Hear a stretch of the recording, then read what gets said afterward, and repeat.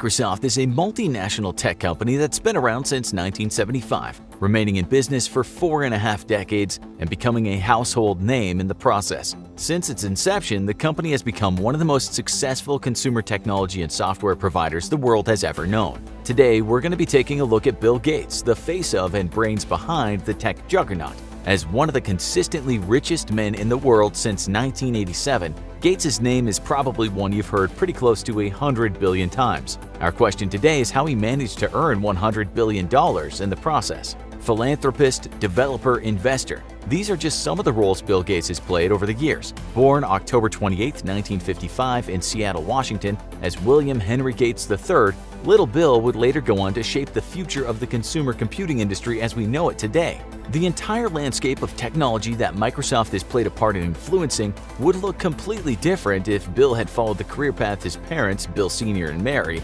had wanted for him at a young age, namely law. It was clear to Bill in his early life that his family expected he would follow in the footsteps of his father, who was a prolific lawyer. Young Bill was apparently very small for his age and suffered bullying at school as a result of this. Little did his bullies know that Bill would grow up to be one of the richest people in the entire world. He also spent a lot of time reading, so much so that his parents had to ban him from doing so at the dinner table. Lucky for them and everyone who owns a PC or an Xbox right now, Bill was always persistent. Bill's first steps to becoming the world-renowned tech developer and multi-billionaire he is today began when he created his very first software program at 13 years old. Was it a world-changing, revolutionary piece of software that's still used to this day? Not quite. It was a program that allowed someone to play tic-tac-toe against a computer. But big things from little acorns grow, and before long, Bill was on his way to the world of computer programming. Bill and a group of fellow students, including his lifelong friend and Microsoft co-founder Paul Allen, spent as much time as they could around computers. Bear in mind, this was the late 60s, and at the time, computers weren't as widely available as they are today.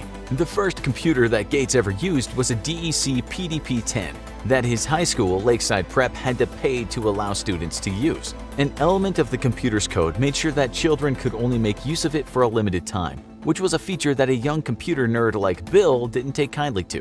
One summer, Bill Gates, Paul Allen, and some of their fellow computer enthusiasts uncovered a bug in the computer's operating system that offered them a way to use it for as long as they liked, as they managed to stop the computer recording how much time they'd spent on it.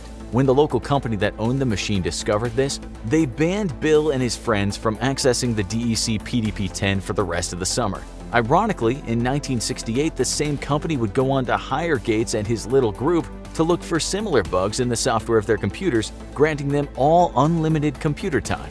In a sense, they were among the world's first white-hat hackers. Along with Paul Allen and his other friends, Bill Gates formed the Lakeside Programmers Group as a way of finding practical, real-world applications for their impressive computer skills. When their previous employers, the Computer Center Corporation, shut down in 1970, Bill and his team started working on the University of Washington's computers in their free time. It was later that same year that Gates and Allen, in a sign of things to come, went on to start their very first company together. The pair developed Trafodata, a company that sold a computer program designed to count and measure the flow of traffic to local governments. A few years later, in 1973, Bill began studying pre-law at Harvard University, joined again by Paul Allen. The pair would spend countless hours in the university's computer center talking about the possibility of starting their own firm together, specializing in software development. Their shared dream was about to become a reality.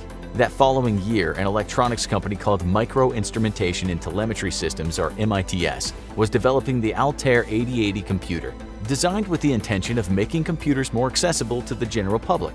Learning this, Gates contacted MITS to tell them that he and Paul Allen had developed a version of the basic programming language that would run on the Altair 8080. Had they? Absolutely not.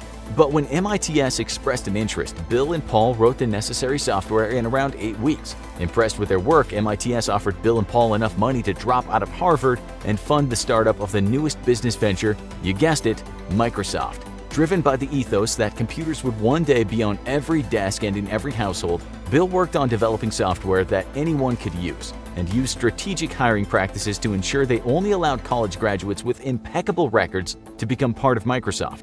After making details with various companies, purchasing and modifying software from one and getting others to ship their computers with that software, by 1983, Bill and the rest of his growing team at Microsoft had developed the first version of Windows, their new operating system that supported, wait for it, use of a mouse. Okay, that seems pretty normal by today's standards, but in the early 80s this was revolutionary. So much so that there was a fair bit of contention at the time, with some claiming that Bill had stolen the idea for a graphical operating system with mouse compatibility from Steve Jobs, founder of Apple, and that Steve in turn had stolen the idea from Xerox. The competition was hot because everyone involved was aware that the frontrunner of the consumer computing market would practically be printing money.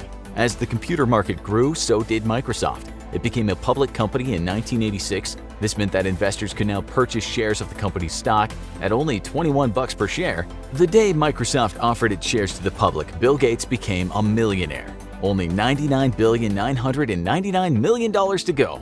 The money kept rolling in as during the 90s access to the internet caused a boom in the home computer market, and Bill's Windows 3.0 operating system became the most popular for use in household personal computers. It's worth remembering that at this time Microsoft and other companies like it, such as Apple, hadn't started producing their own computers yet and mainly dealt in software, not hardware, at least not yet. By now, Bill had already amassed a wealth of billions of dollars. Forbes had included him in their annual list of the world's wealthiest people since the earlier days of Microsoft in 1987. But it wasn't until 1995 that Bill skyrocketed to the coveted #1 spot. He almost consistently held the title of the wealthiest person in the world between 95 all the way to as recently as 2017, when he was surpassed by Amazon CEO and known Lex Luthor lookalike Jeff Bezos, who currently holds Bill's former title. However, with an estimated net worth of $107.1 billion, we'd imagine Bill isn't too caught up about being only the second wealthiest person in the world these days. Even though Bill achieved enormous success from his humble beginnings, he has at times been criticized for having cutthroat practices when it comes to business. Despite this, Bill has become known, away from his work creating Microsoft, as a very charitable figure. Forbes quoted him as saying, "Money has no utility to me beyond a certain point. Its utility is entirely in building an organization and getting the resources out to the poorest in the world." In the mid-90s, Bill and his wife Melinda Gates founded the William H. Gates Foundation, later renamed to the Bill and Melinda Gates Foundation, to fund various health programs all over the world. It's now, at the time of this writing, the largest private charitable organization in the world. In addition, Bill, alongside Melinda, ever the book lover, provided generous donations to libraries in North America through their Gates Library Foundation, which later became the Gates Learning Foundation. Microsoft continued to grow, eventually becoming the largest personal computer software company in the world, with Bill Gates as the helm as both Chief Executive Officer and Chairman of Microsoft's Board of Directors. While he remained Chairman, Bill eventually stepped down as CEO in 2000, taking up a new position as Chief Software Architect until 2006, when his job at Microsoft transitioned to a part-time one, allowing him more time to work with his wife at the Bill and Melinda Gates Foundation. Say what you will about Mr. Gates, but the fact that he was gradually reducing his role within the massive corporation he'd built from nothing in order to focus more on charity work alongside Melinda is highly commendable. Bill's duties as chairman were later shared between two senior members of Microsoft, Ray Ozzie and Craig Mundie, when Bill stepped down from that high-ranking position and took up a role as technology advisor in 2014, offering support to the new Microsoft CEO, Satya Nadella. Of course, Microsoft didn't make Bill Gates over $100 billion on its own. There are a huge number of small companies owned and run by Microsoft Corporation, all providing various different technological products and services that help generate massive amounts of income for Microsoft and Bill himself as a result. While it would take a much longer video to list every single one of the products and services Microsoft has released or been involved in creating, here are just a few examples of some that bring Bill the big bucks. For starters, as well as their numerous modernized versions of the Microsoft Windows operating system that they've produced since that first version back in 1983. One of the most famous in the Microsoft family of products is their now synonymous software, the Microsoft Office Suite.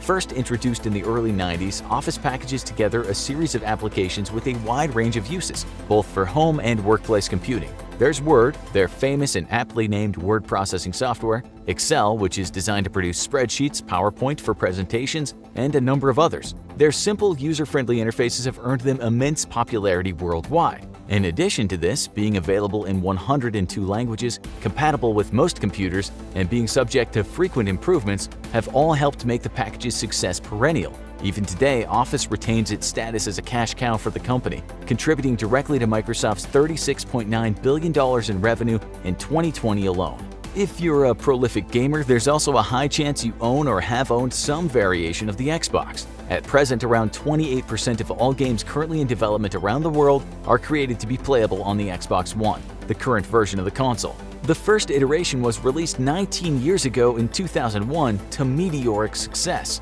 Today, there are over 59 million users active on Microsoft's Xbox Live online gaming network. That's enough to fill the biggest football stadium in the US, Michigan Stadium, over 548 times over. First introduced in a market that was at the time dominated by Nintendo and Sony's PlayStation, sales of every version of the Xbox released by Microsoft have hit the multi-millions. The original Xbox sold 24 million consoles. Its successor, the Xbox 360, sold over triple that figure. Between its release in 2005 to the end of its lifespan in 2017, Microsoft sold over 85 million units of the 360. On top of that, they've sold 39.5 million Xbox One since introduced in 2013. If we put all those figures together at its original retail price, the Xbox made almost $7.2 billion US. The 360 brought home a whopping $25.4 billion, and at present the Xbox One has raked in around $20 billion USD. That means all three Xboxes have brought Microsoft and Bill Gates a grand total of $52.6 billion in the past 19 years on the physical console revenue alone. Because Bill Gates is anything but a one-trick pony. In conclusion, Gates has managed to take Microsoft from its humble beginnings back in 1975 to the massive multinational corporation we know today, and through a number of vastly profitable endeavors, it's brought him obscene wealth. At the same time, Bill's money has never caused him to sacrifice his generosity, still to this day spending vast sums of money on charitable causes. So you might ask, how did Bill Gates make $100 billion? In the simplest sense, he did